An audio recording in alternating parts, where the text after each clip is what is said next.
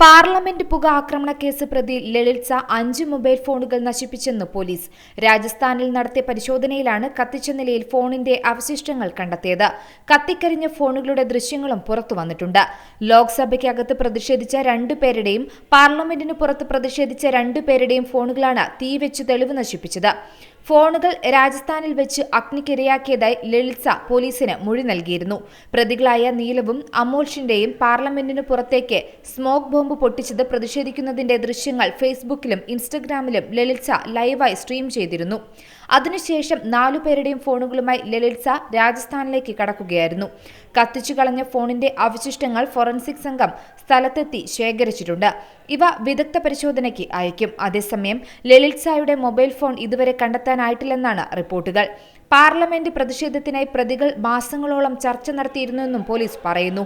ഇതിനായി സിഗ്നൽ ആപ്പാണ് ഇവർ ഉപയോഗിച്ചതെന്നും പോലീസ് കണ്ടെത്തിയിട്ടുണ്ട്. നേരത്തെ ടെലിഗ്രാം വഴിയാണ് ആശയവിനിമയം നടത്തിയതെന്നായിരുന്നു റിപ്പോർട്ടുകൾ.